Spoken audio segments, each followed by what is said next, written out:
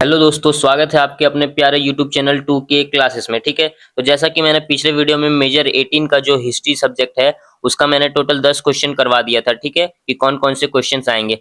आज मैं इस वीडियो में टोटल क्वेश्चन का आंसर लेके आ चुका हूँ। ठीक है, तो चलिए ज्यादा लेट नहीं करते, वीडियो को स्टार्ट करते। ठीक है, तो सबसे पहला क्वेश्चन क्या बोल रहा था कि शीत युद्ध क्या था। ठीक है ना, जो शीत युद्ध था वो क्या था। ठीक है, इसके प्रमुख कारणों एवं अंतरराष्ट्रीय संबंधों पर इसके प्रभावों की क्या करें, व्याख्या करें। ठीक है, तो चलिए इसका आंसर जानते हैं हम।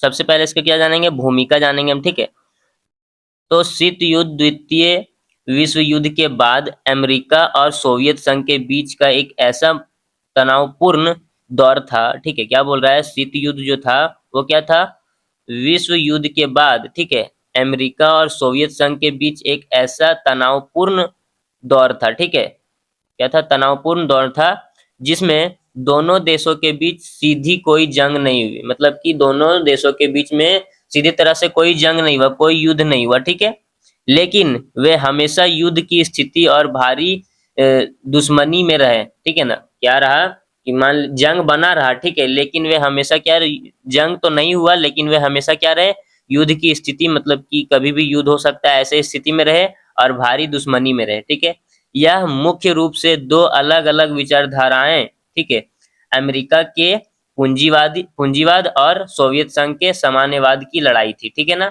चलिए आगे क्या है, शीत युद्ध के प्रमुख कारण। ठीक है, चलिए तो शीत युद्ध के प्रमुख कारण क्या क्या थे।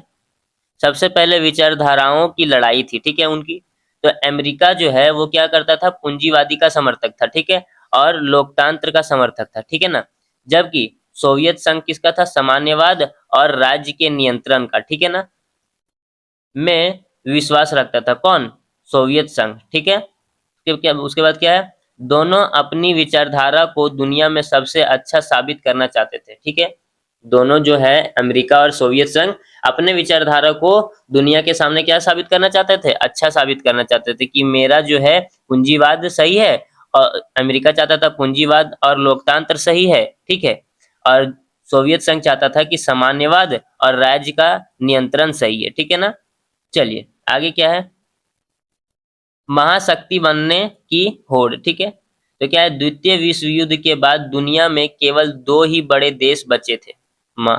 जो द्वितीय विश्व युद्ध हुआ उसके बाद दुनिया में क्या हुआ था, केवल दो ही बड़े देश बचे थे जो आर्थिक और सेना रूप से ताकतवर थे। ठीक है ना, दोनों के बीच दुनिया का सबसे बड़ा और शक्तिशाली देश बनने की क्या थी, प्रतिस्पर्धा थी। ठीक है ना, चलिए आगे क्या है, परमाणु हथियारों की दौड़। ठीक है, अमेरिका ने 1945 में जापान पर क्या कर दिया, परमाणु बम गिरा दिया। ठीक है, अपनी ताकत दिखाई। जापान जो है 1945 में जापान पर परमाणु बम गिरा के क्या दिखाई, अपनी ताकत दिखाई। ठीक है, इसके जवाब में, ठीक है, सोवियत संघ ने भी तेजी से अपने परमाणु हथियार बनाने के लिए क्या कर दिया, जिससे दोनों के बीच डर और माहौल बन गया। ठीक है, जो क्या बोल रहा है, सोवियत संघ ने भी तेजी से अपने परमाणु हथियार बना लिया। ठीक है, जिससे दोनों के बीच में क्या हो गया, डर का माहौल बन गया। ठीक है, चलिए आगे क्या है,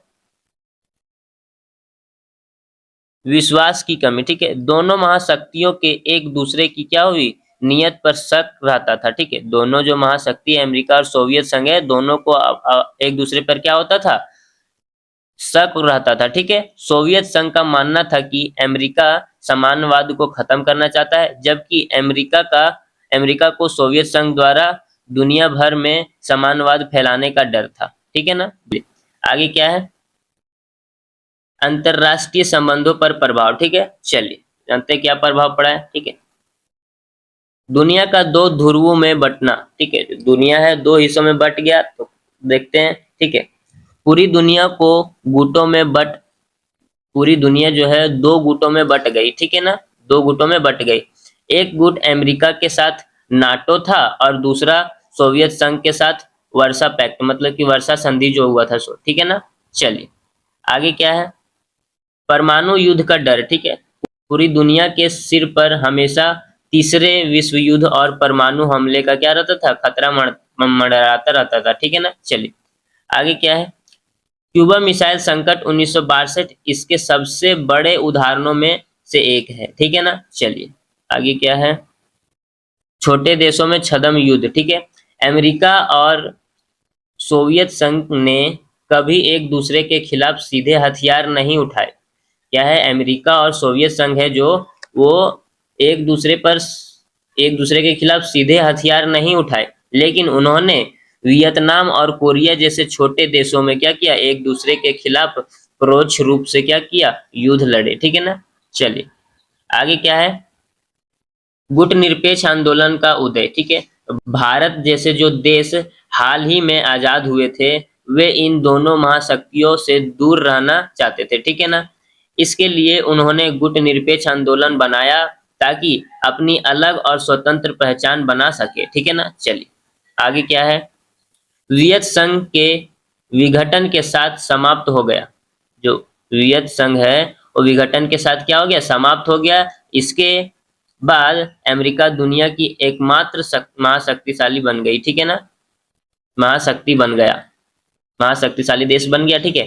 चलिए इसका हम क्या जानेंगे, निष्कर्ष, ठीक है ना। चलिए संक्षेप में, शीत युद्ध दो विरोध विचारधाराओं, पूंजीवादी और समानवादी के बीच में एक ऐसी जुबानी और कूटनीति जंग थी, ठीक है, जिससे पूरी दुनिया को दो खेमों में बट गई, ठीक है। जिससे क्या हुआ, पूरी दुनिया दो खेमों में बट गई, दो हिस्सों में, ठीक है। इसने विश्व शांति को क्या किया, खतरे में डाला और देशों को एक भयानक परमाणु विनाश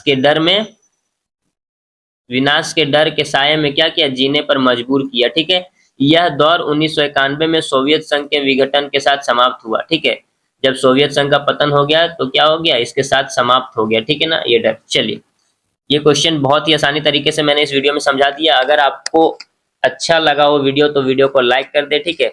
और चैनल पे नए तो चैनल को सब्सक्राइब कर दीजिए, बगल में बेल आइकन आएगा उसको ऑल पे सेट कर दीजिए, ठीक है। तो चलिए दूसरे क्वेश्चन की ओर चलते हैं, ठीक है। तो दूसरा क्वेश्चन हमारा है, क्यूबा मिसाइल संकट 1962 के कारणों और शीत युद्ध के दौरान इसके महत्व का क्या करें, वर्णन करें, ठीक है। तो चलिए जानते हैं हम इसका। तो सबसे पहले इसका हम क्या जानेंगे, भूमिका, ठीक है। क्यूबा मिसाइल संकट अक्टूबर 1962 शीत युद्ध के दौरान सोवियत संघ और अमेरिका के बीच 13 दिनों तक चला, ठीक है। एक भयानक तनावपूर्ण गतिरोध था, ठीक है। क्या था, जो क्यूबा मिसाइल संकट अक्टूबर 1962 शीत युद्ध के दौरान सोवियत संघ और अमेरिका के बीच 13 दिनों तक चला, ठीक है, एक भयानक तनावपूर्ण गतिरोध था, ठीक है ना। सोवियत संघ ने अमेरिका के मुख्य भूभाग में मात्र 90 मील दूर क्यूबा में गुप्त रूप से क्या किया, परमाणु मिसाइल तैनात कर दी थी, ठीक है ना। क्या कर दिया था, सोवियत संघ जो है वो अमेरिका के मुख्य भूभाग, ठीक है, मुख्य भूभाग में मात्र 90 मीटर दूर क्यूबा में गुप्त रूप से क्या कर दिया था, परमाणु मिसाइल तैनात कर दी थी, ठीक है ना। जिससे दुनिया परमाणु युद्ध के कगार पर पहुंच गई थी, जिससे क्या हुआ, दुनिया परमाणु युद्ध के कगार पर पहुंच गई थी, ठीक है। चलिए आगे क्या है, क्यूबा मिसाइल संकट के कारण, ठीक है। तो क्या क्या कारण थे इसके, ठीक है ना, चलिए जानते हैं। तो सबसे पहला क्या था, साम्यवाद के प्रसार, ठीक है। 1959 के क्रांति के बाद फिदेल कस्टोर ने क्यूबा में एक कम्युनिटी सरकार बनाई, ठीक है।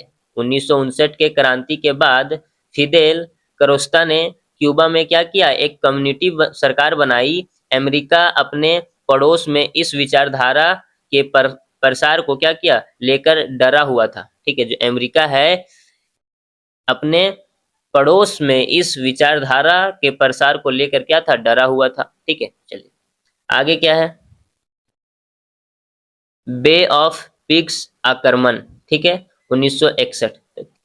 क्यूबा में कस्टोर की सरकार को हटाने के लिए, ठीक है, अमेरिका द्वारा समर्थक बे ऑफ पिग्स आक्रमण हुआ, ठीक है। क्या हुआ, जो क्यूबा में कस्टोर की सरकार को हटाने के लिए, ठीक है, अमेरिका द्वारा समर्थक बे ऑफ पिग्स आक्रमण हुआ, ठीक है, जो विफल रहा। क्या रहा, जो विफल रहा, सफल नहीं हुआ, ठीक है ना। इससे क्यूबा और सोवियत संघ को अमेरिका से सेनाएं हमले का डर सताने लगा। ठीक है, क्या हुआ जब ये हमला हुआ तो क्या हुआ, सोवियत संघ और अमेरिका को सेनाएं हमले का डर सताने लगा। ठीक है ना। आगे क्या है, तुर्की में अमेरिकी मिसाइल। ठीक है, तो तुर्की में अमेरिकी मिसाइल, सोवियत नेता निकिता खुरशचेव अमेरिका को उसकी सीमा के पास डराना चाहते थे। ठीक है ना, क्योंकि अमेरिका पहले ही सोवियत संघ की सीमा के करीब इटली और तुर्की में अपनी क्या करना चाहते थे, परमाणु मिसाइल तैनात कर चुका था। ठीक है ना। चलिए आगे क्या है, सोवियत संघ की कूटनीति महत्वाकांक्षा। ठीक है ना, क्यूबा में मिसाइल लाकर, ठीक है,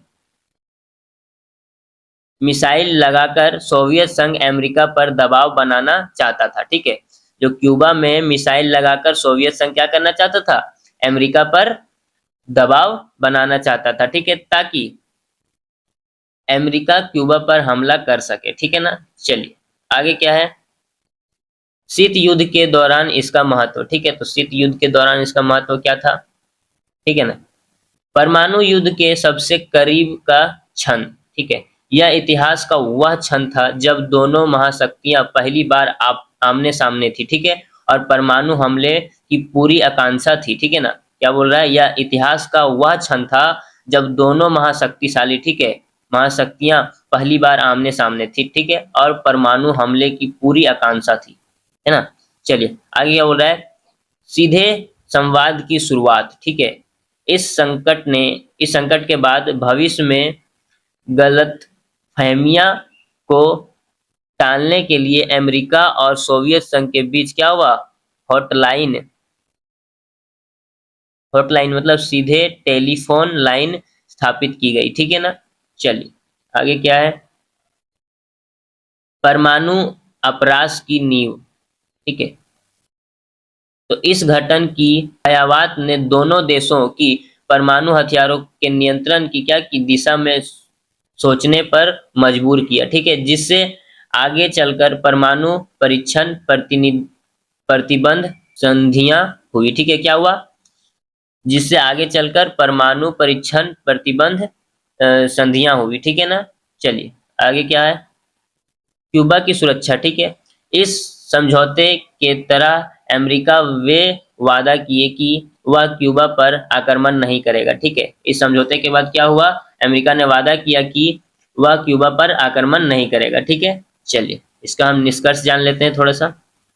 ठीक है, संक्षेप में यह संकट संकट महाशक्तियों के बीच शक्ति का प्रदर्शन था। ठीक है, क्या था, यह संकट महाशक्तियों के बीच क्या था, शक्ति का प्रदर्शन था। ठीक है, जब अमेरिका राष्ट्रपति जॉन एफ कैंडी ने क्यूबा को क्या किया, नौसैनिक नाकाबंदी की और सोवियत नेता, ठीक है, निकिता खुर्चवेच को पीछे हट, हटाना पड़ा। ठीक है, तो एक बड़ा युद्ध टल गया। ठीक है ना, क्या हुआ, एक बड़ा युद्ध टल गया। इस घटना ने दुनिया को यह एहसास करा दिया, ठीक है, कि परमाणु युद्ध में किसी की जीत नहीं होती। ठीक है, परमाणु युद्ध में किसी की जीत नहीं होती, बल्कि पूरी मानवता का क्या हो जाता है, विनाश हो जाता है। ठीक है, मान लीजिए अगर सोवियत संघ भी अगर इधर से मिसाइल छोड़ता, उधर से अमेरिका भी छोड़ता, तो दोनों साइड से मिसाइल का क्या होता, मिसाइल गिरता, तो क्या होता, पूरा मानवता खत्म हो जाता, मानवता जीवन खत्म हो जाता। ठीक है वहां का, ठीक है ना, यही निष्कर्ष में समझाया गया है। ठीक है, तो चलिए मैंने दूसरा क्वेश्चन भी बहुत ही आसानी तरीके से समझा दिया। अगर वीडियो अच्छा लग रहा होगा तो वीडियो को लाइक कर दे, ठीक है, और शेयर भी कर दे। चलिए नेक्स्ट क्वेश्चन की ओर चलते हैं, तीसरा नंबर क्वेश्चन। तो तीसरा नंबर क्वेश्चन हमारा क्या है, वियतनाम युद्ध के प्रमुख कारणों और अमेरिकी हस्तक्षेप की क्या करें, भूमिका का विस्तृत विवरण दें। ठीक है, चलिए जानते हैं हम इसका क्या बोल रहा है, भूमिका इसका जानेंगे सबसे पहले। वियतनाम युद्ध 1955 और 1975 मुख्य रूप से उत्तर और दक्षिण वियतनाम के बीच एक गृह युद्ध था। ठीक है, क्या था, वियतनाम युद्ध मुख्य रूप से उत्तर और दक्षिण वियतनाम के बीच क्या था, एक गृह युद्ध था। ठीक है, खुद का युद्ध था। ठीक है ना, जो सामान्यवाद बनाम पूंजीवाद की क्या करना चाहता था, वैश्विक शीत युद्ध की राजनीतिक में बदला गया। ठीक है, क्या बोल रहा है कि जो साम्यवाद बनाम पूंजीवाद की वैश्विक शीत युद्ध की राजनीति में बदला गया। ठीक है, अमेरिका ने साम्यवाद के प्रसार को रोकने, ठीक है, अमेरिका ने साम्यवाद के प्रसार को रोकने, ठीक है, मतलब कि डोमियो थ्योरी के लिए दक्षिण वियतनाम का क्या किया, समर्थन किया, है ना। लेकिन अंततः 1975 में उसने हार मानकर वापस लौटना पड़ा। ठीक है, उसे हार मानकर क्या वापस लौटना पड़ा, किसको, अमेरिका को। ठीक है, चलिए आगे क्या बोल रहे हैं क्वेश्चन। अगला अगला पॉइंट है वियतनाम युद्ध के प्रमुख कारण। ठीक है, तो वियतनाम युद्ध के प्रमुख कारण क्या थे, तो पहला है औपनिवेशिक शासन का अंत। ठीक है, तो द्वितीय विश्व युद्ध के पहले, ठीक है, द्वितीय विश्व युद्ध से पहले वियतनाम फ्रांस का उपनिवेशिक था। ठीक है, युद्ध के दौरान जापान ने इस पर कब्जा कर लिया। क्या किया, युद्ध के दौरान जापान ने इस पर क्या कर लिया, कब्जा कर लिया। ठीक है, 1945 में जापान की हार के बाद, 1945 की जापान की हार के बाद हो ची मिन के नेतृत्व में वियतनाम कम्युनिटी ने देश की स्वतंत्रता की घोषणा की। ठीक है, क्या बोल रहा है, जब जापान का हार के बाद, ठीक है, हो चीन मेहित के नेतृत्व में वियतनामी कम्युनिटी, ठीक है, ने देश का क्या किया, स्वतंत्रता घोषित किया। ठीक है ना, चलिए आगे क्या बोल रहा है पॉइंट, वियतनाम का विभाजन। ठीक है, तो वियतनाम का विभाजन कैसे हुआ, फ्रांस ने वापस आकर वियतनाम पर क्या किया, दोबारा कब्जा करना चाहा। ठीक है, जिससे पहला इंडो चाइना युद्ध हुआ। ठीक है, क्या हुआ, जिससे पहला इंडो चाइना क्या हुआ, युद्ध हुआ। ठीक है ना, 1954 में फ्रांस की हार के बाद एक शांति समझौता की तरह वियतनाम दो हिस्सों में बट गया। ठीक है ना, चलिए आगे क्या है, कौन कौन से हिस्से में बट गया, तो उत्तर वियतनाम और दक्षिण वियतनाम में। ठीक है, हो ची मेनू के नेतृत्व में कम्युनिटी सरकार, सोवियत संघ, ठीक है, और दक्षिण वियतनाम अमेरिका समर्थित पूंजीवाद सरकार। ठीक है ना, चलिए अगला पॉइंट है वैचारिक संघर्ष। ठीक है ना, शीत युद्ध, यह युद्ध पूंजीवादी अमेरिका और साम्यवादी सोवियत संघ, ठीक है, के बीच वर्चस्व की लड़ाई का हिस्सा बन गया। ठीक है ना, चलिए आगे क्या है, अमेरिका हस्तक्षेप की भूमिका। ठीक है ना, तो डोमियो थ्योरी, ठीक है, अमेरिका को डर था कि अगर एक दक्षिण पूर्वी एशियाई देश साम्यवाद बन गया, ठीक है, क्या था, अमेरिका को डर था कि अगर एक दक्षिण पूर्वी एशियाई देश साम्यवादी बन गया, ठीक है, तो आसपास के अन्य देश जैसे लाओस, कंबोडिया कंबोडिया भी क्या करेगी, मुहावरे की तरह साम्यवाद की क्या करेगी, चपेट में आ जाएगी। ठीक है ना, चलिए आगे क्या है, प्रारंभिक सहायता। ठीक है, 1950 के दशक की शुरुआत में अमेरिका ने क्या किया, दक्षिण वियतनाम को वित्तीय सहायता और सेनाएं सलाहकार भेजने शुरू किए। ठीक है ना, क्या हुआ, अमेरिका ने दक्षिण वियतनाम को क्या किया, वित्तीय सहायता और सेनाएं सलाहकार भेजने शुरू किए। ठीक है ना, चलिए आगे क्या है, प्रत्यक्ष सेना युद्ध। ठीक है, 1964 में टोकिंग की खाड़ी, ठीक है, के घटना के बाद जहां अमेरिकी जहाजों पर कथित हमले हुए, ठीक है, अमेरिकी कांग्रेस के राष्ट्रपति को युद्ध में सीधे सेना उतारने की मंजूरी दे दी। ठीक है ना, चलिए आगे क्या है, विनाशकारी हमले। ठीक है, तो अमेरिका ने दक्षिण वियतनाम के गुर्रिल्ला लड़कों और उत्तर वियतनाम की सेना को हराने के लिए भारी बमबारी की और जंगलों और नष्ट जंगलों को जंगलों को नष्ट करने वाले रासायनिक हथियार जैसे एजेंट ऑरेंज का क्या किया, इस्तेमाल किया। ठीक है ना, चलिए आगे क्या है, इसका निष्कर्ष जान लेते हैं हम थोड़ा, है ना, चलिए वियतनाम युद्ध एक ऐसी लड़ाई थी, ठीक है, वियतनाम युद्ध एक ऐसी लड़ाई थी जहां भारी सेना शक्ति और आधुनिक हथियारों के बावजूद अमेरिका जीत नहीं सका। ठीक है ना, चलिए आगे क्या बोल रहा है, अमेरिका सेना वियतनाम की भौगोलिक स्थिति, ठीक है, और स्थानीय छप छापामार रणनीति से क्या थी, अनजान थी, ठीक है ना। युद्ध में हो रहे भारी नुकसान और अपने ही देश में हो रहे भारी विरोध के, ठीक है, विरोध के कारण अमेरिका को 1973 में अपनी सेना वापस बुलानी पड़ी, ठीक है ना। क्या हो रहा है देखिए यहाँ, युद्ध में हो रहे भारी नुकसान और अपने ही देश में हो रहे भारी विरोध के कारण अमेरिका को क्या किया, 1973 में ही सेना वापस बुलानी पड़ी, ठीक है। अप्रैल 1975 में साइगोन, ठीक है, दक्षिण वियतनाम की राजधानी साइगोन है, जो वो दक्षिण वियतनाम की राजधानी है, ठीक है, पर कम्युनिटियों ने कब्जा कर लिया, ठीक है, और एक एकीकृत साम्यवादी वियतनाम का गठन हुआ, ठीक है। अंततः यह युद्ध अमेरिका के लिए बड़ी कूटनीति और सेनाएं हार साबित हुआ, ठीक है ना।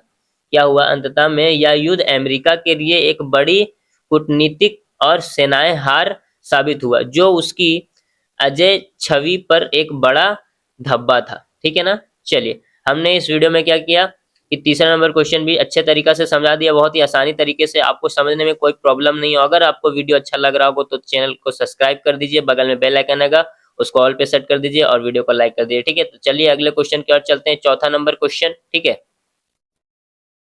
तो चौथा नंबर क्वेश्चन हमारा क्या है, संयुक्त राष्ट्र संघ की संरचना, उद्देश्यों और उसकी प्रमुख उपलब्धियों की समीक्षा करें, ठीक है। मैंने ये क्वेश्चन का आंसर पहले भी करवा दिया है, लेकिन इस वीडियो में थोड़ा अलग टाइप का समझा रहा हूँ, ठीक है, बहुत ही आसान तरीके में, बहुत ही आसान शब्दों में, ठीक है। चलिए जानते हैं आंसर क्या है इसका। सबसे पहले क्या जानेंगे हम, भूमिका, ठीक है। तो संयुक्त राष्ट्र 24 अक्टूबर 1945 को क्या किया गया था, स्थापित एक अंतरराष्ट्रीय संगठन है, ठीक है। जो संयुक्त राष्ट्र है वो 24 अक्टूबर 1945 को स्थापित एक अंतरराष्ट्रीय संगठन है, जिसका प्राथमिक लक्ष्य क्या होता है, वैश्विक शांति, सुरक्षा और सहयोग बनाए रखना, ठीक है। इसका जो प्रथम लक्ष्य है, प्रथम उद्देश्य क्या है, वैश्विक शांति, सुरक्षा और सहयोग बनाए रखना, ठीक है। यह 193 सदस्य देशों वाला एक वैश्विक मंच है, ठीक है। इसमें कितने देश हैं, 193 देश शामिल हैं, ठीक है ना। जो मानवाधिकारों, ठीक है, सतत विकास और अंतरराष्ट्रीय कानून का समर्थक करता है, ठीक है। जो संयुक्त राष्ट्र है वो क्या करता है, मानवाधिकार, ठीक है, सतत विकास और अंतरराष्ट्रीय कानून का क्या करता है, समर्थक करता है, ठीक है ना, समर्थन करता है। चलिए आगे क्या है, संयुक्त राष्ट्र के प्रमुख उद्देश्य, ठीक है। संयुक्त राष्ट्र के प्रमुख उद्देश्य क्या है, अंतरराष्ट्रीय शांति और सुरक्षा, ठीक है। चलिए जानते क्या है, युद्ध को रोकना, ठीक है, और शांतिपूर्ण समाधानों के जरिए अंतरराष्ट्रीय विवाद को क्या करना, समाधान करना, ठीक है। इसका क्या था, मुख्य उद्देश्य था, ठीक है। चलिए आगे क्या है, मानवाधिकार की रक्षा, ठीक है। मानवाधिकार की रक्षा, सभी इंसानों के मूलभूत अधिकारों की रक्षा करना और उन्हें बढ़ावा देना, इसका क्या था, उद्देश्य था, ठीक है। आगे क्या है, अंतरराष्ट्रीय सहयोग, आर्थिक, सामाजिक, सांस्कृतिक और मानवीय समस्याओं के समाधान में वैश्विक सहयोग को बढ़ावा देना, इसका क्या था, उद्देश्य था, ठीक है।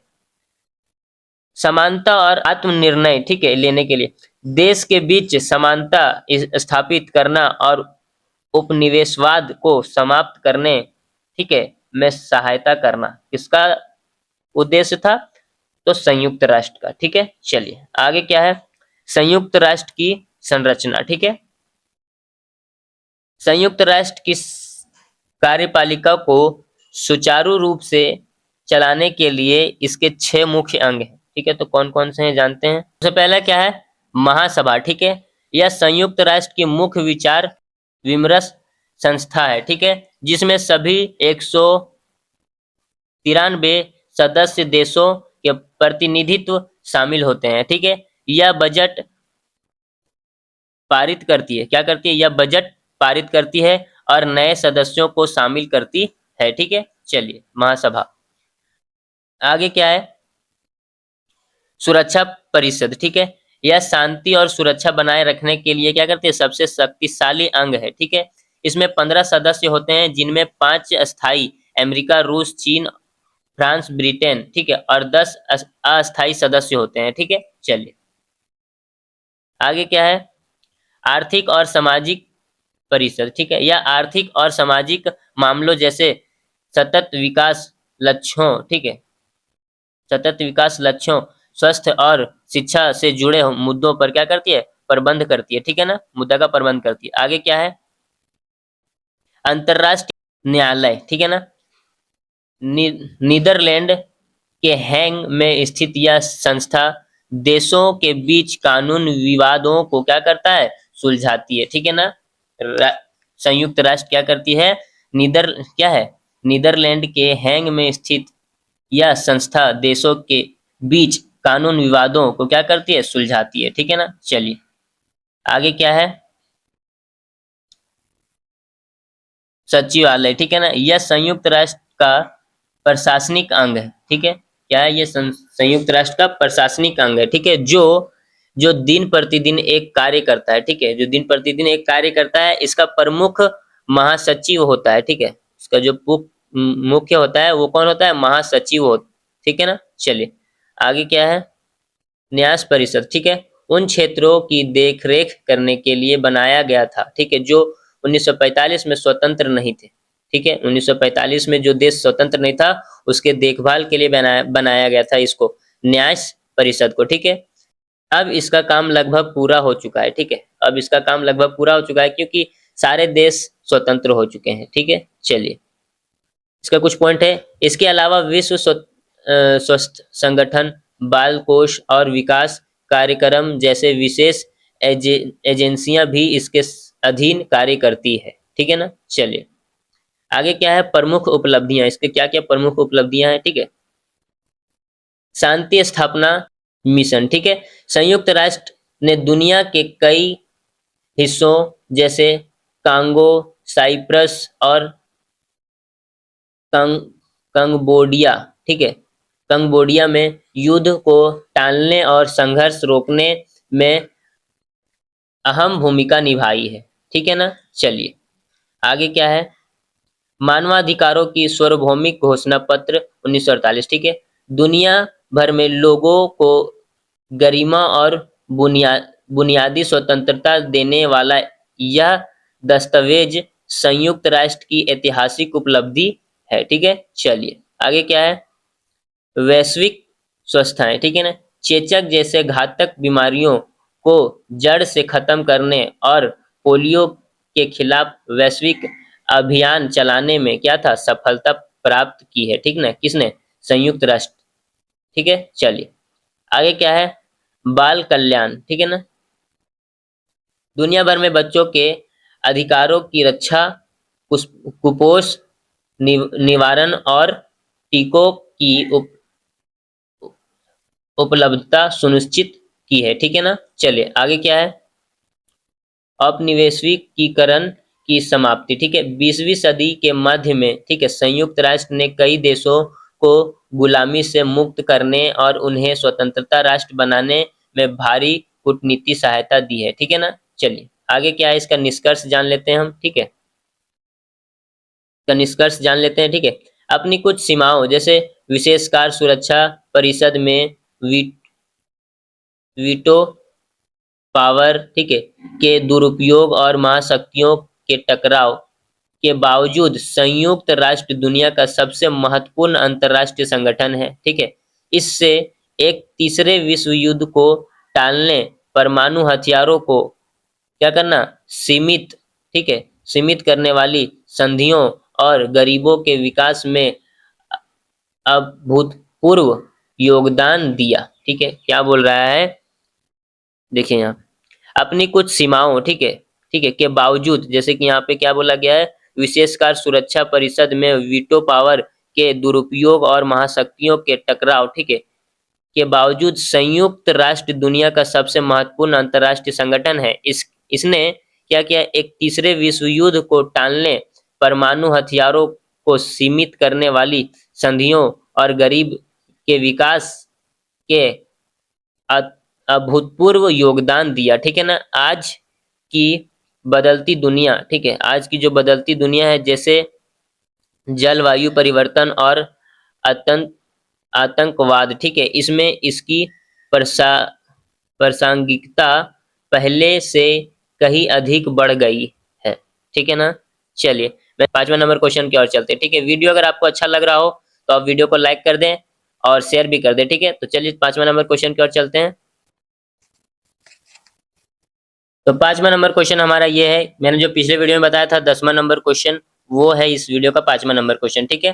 तो क्या बोल रहा है, द्वितीय विश्व युद्ध के बाद जापान के आर्थिक और राजनीतिक पुनर्निर्माण, ठीक है, मतलब कि आर्थिक चमत्कार का वर्णन करें, ठीक है ना। चलिए तो जानते हैं इसका आंसर। सबसे पहले हम क्या जानेंगे, भूमिका, ठीक है। द्वितीय विश्व युद्ध के बाद जापान के आर्थिक और राजनीतिक पुनर्निर्माण को जापानी आर्थिक चमत्कार कहा जाता है, ठीक है। क्या बोल रहा है, द्वितीय विश्व युद्ध के बाद जापान के आर्थिक और राजनीतिक पुनर्निर्माण को जापानी आर्थिक चमत्कार कहा जाता है, ठीक है। युद्ध में भारी तबाही झेलने के बाद जापान ने क्या किया, अमेरिका की सहायता और अपनी अनुशासित कार्य संस्कृति के बल पर 1968 तक क्या किया, खुद को दुनिया की दूसरी सबसे बड़ी अर्थव्यवस्था के रूप में स्थापित कर लिया, ठीक है ना। क्या बोल रहा है, युद्ध के भारी तबाही झेलने के बाद जापान ने क्या किया, अमेरिका की सहायता और अपने अनुशासित कार्य संस्कृति, ठीक है, कार्य संस्कृति के बल पर 1968 तक खुद को क्या किया, दुनिया का दूसरा सबसे बड़ी अर्थव्यवस्था के रूप में क्या कर लिया, स्थापित कर लिया, ठीक है। चलिए आगे क्या है इसका, लोकतांत्रिक पुनर्निर्माण, ठीक है ना, लोकतंत्र और शांति की ओर, है ना। चलिए सबसे पहला पॉइंट क्या है, नया संविधान, ठीक है। 1947 में जापान का नया संविधान लागू किया गया, ठीक है। सम्राट की शक्तियां सीमित कर दी गई, जो सम्राट वहां के थे, ठीक है, उसकी शक्तियां क्या कर दी गई, सीमित कर दी गई, ठीक है। और सत्ता जनता व संसद को सौंप दी गई, ठीक है ना। चलिए आगे क्या है, सेनाईकरण की समाप्ति, ठीक है। तो संविधान के अनुच्छेद 9 के तहत, ठीक है, जापान ने हमेशा के लिए युद्ध न करने और अपनी सेना न रखने का क्या किया, संकल्प लिया, ठीक है। चलिए आगे क्या है, अगला पॉइंट, अमेरिका का सहयोग, ठीक है। शीत युद्ध के कारण अमेरिका ने जापान को एशिया में अपने मुख्य सहयोगी के रूप में देखा, ठीक है, और उसे भारी आर्थिक तकनीक सहायता दी, ठीक है ना। क्या किया, शीत युद्ध के कारण अमेरिका ने जापान को क्या किया, में एशिया में एक मुख्य सहयोगी के रूप में देखा और उसे, ठीक है, भारी आर्थिक तकनीक सहायता दी, ठीक है ना। आगे क्या है इसका पॉइंट है, आर्थिक पुनर्निर्माण जापानी आर्थिक चमत्कार के कारण, ठीक है ना। चलिए क्या है सबसे पहला पॉइंट, तकनीक आधुनिकीकरण, ठीक है ना, तकनीकी आधुनिकीकरण, ठीक है। जापान ने आधुनिक तकनीक, अनुसंधान और नवा नवाचार पर भारी निवेश किया, ठीक है ना। चलिए आगे क्या है, भारी उद्योग का विकास, ठीक है। ऑटोमोबाइल जैसे टोयोटा, होंडा, ठीक है, इलेक्ट्रॉनिक्स और स्टील उत्पादन के क्षेत्र में जापान ने वैश्विक बाजार में अपनी क्या की, धक जमाई, ठीक है ना। आगे क्या बोल रहा है, शिक्षा और कुशल श्रम, ठीक है, जापानी श्रमिकों की कड़ी मेहनत और उच्च शिक्षा ने उत्पादन क्षमता को क्या की, कई गुना बढ़ा दी, है ना। चलिए आगे क्या है, निर्यात आधारित अर्थव्यवस्था, ठीक है। जापान ने कम लागत वाले बेहतरीन गुणवत्ता वाले सामानों का क्या किया, भारी मात्रा में निर्यात किया। क्या किया, जापान ने कम लागत वाले और बेहतरीन गुणवत्ता वाले सामानों का भारी मात्रा में क्या किया, निर्यात किया, है ना। आगे क्या है इसका निष्कर्ष है, ठीक है, तो निष्कर्ष हम जान लेते हैं। युद्ध की राख से उठकर, ठीक है, युद्ध की राख से उठकर एक शांतिपूर्ण लोकतंत्र और तकनीकी रूप से उन्नत महाशक्ति बनना मानव इतिहास की क्या हुई, एक अनूठी घटना है, ठीक है ना। चलिए आगे क्या है, जापान के इस काया पलट, ठीक है, जापान के इस काया पलट ने यह साबित कर दिया कि सेनाएं शक्ति के वजह आर्थिक और तकनीकी श्रेष्ठता के दम पर क्या किया जा सकता है, दुनिया में एक मजबूत स्थान बनाया जा सकता है, ठीक है ना। तो चलिए, हमने टोटल इस वीडियो में 5 क्वेश्चंस देखे जो कि बहुत ही इंपॉर्टेंट क्वेश्चन थे, ठीक है। चलिए, मिलते हैं अगले वीडियो। और जो भी हमारे चैनल पर नए हैं, चैनल को सब्सक्राइब कर दीजिए, बगल में बेल आइकन आएगा उसको ऑल पे सेट कर दीजिए, और वीडियो अच्छा लगा हो तो वीडियो को लाइक कर दें, शेयर भी कर दें और कमेंट भी करें। और मैं इसका और भी जो बचा हुआ है 5 क्वेश्चन वो भी अगले वीडियो में बता दूंगा, ठीक है ना। चलिए, मिलते हैं अगले वीडियो में, तब तक के लिए बाय बाय।